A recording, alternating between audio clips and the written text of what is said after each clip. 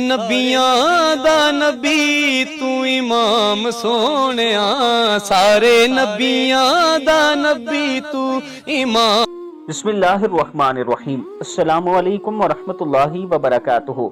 नात शरीफ कहते हैं रसूलुल्लाह सल्लल्लाहु अलैहि वसल्लम की तारीफ बयान करने को, और अगर किसी की खूबसूरत आवाज़ हो और वो दिल से पढ़ रहा हो नात शरीफ तो सुनने वाले सुनते ही रह जाते हैं। आज मैं अपने दोस्तों के साथ एक जवान की वीडियो शेयर कर रहा हूं जो नात शरीफ पढ़ रहा है और इतनी खूबसूरत आवाज़ में पढ़ रहा है और इतने पुरसुकून लहजे में पढ़ रहा है कि सुनते हुए आपको मजा आएगा। जरा आप इस वीडियो को मुलाहिजा कीजिए, फिर हम इस पर गुफ्तगू करते हैं।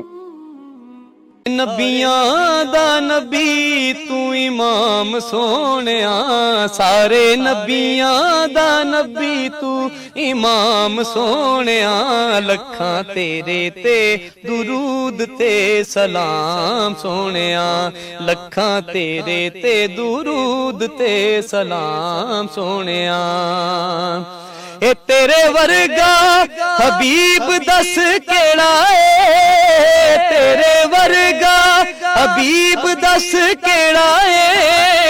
ऐडा रब दे करीब दस केड़ा है, ऐडा रब दे करीब दस केड़ा है। तैनू एहो जिहा मिलिया मकाम सोहणिया, तैनू एहो जिहा मिलिया मकाम सोहणिया।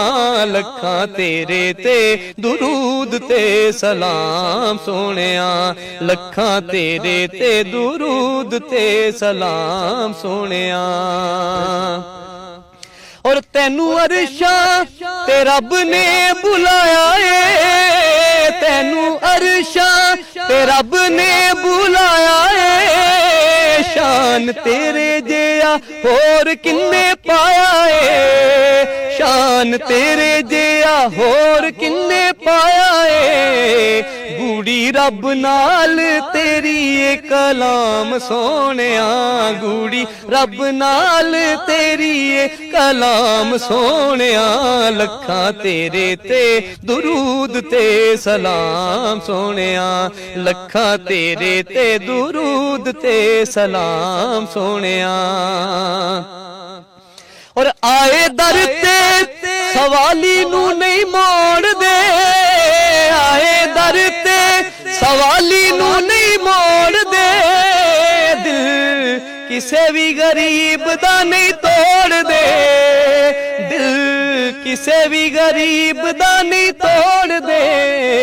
करा जिक्र तेरा फजरी ते शाम सोहणिया, करा जिक्र तेरा फजरी ते शाम सोहणिया।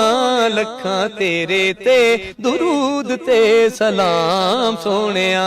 सारे नबियां दा नबी, सारे नबियां दा नबी तू इमाम सोहणिया।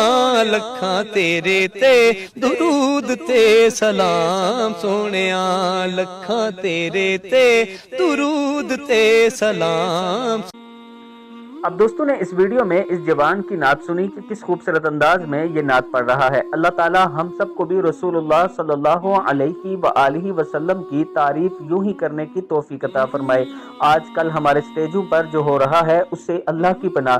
बहुत से उलमाए कराम का उन लोगों से इख्तिलाफ है जो स्टेजों पर चढ़कर नात पढ़ते हैं और उन पर फिर पैसे लुटाए जाते हैं। ये अल्लाह ताला की सख्त नाराजगी का बाइस है। अगर आप अल्लाह के रसूल का शान बयान कर रहे हैं तो आजाना तौर पे किया करें ताकि अल्लाह कबूल भी फरमाए और लोगों के दिलों पर असर भी हो। वीडियो को आप दोस्तों ने आगे जरूर शेयर करना है। अस्सलामु अलैकुम वरहमतुल्लाहि वबरकातुहू।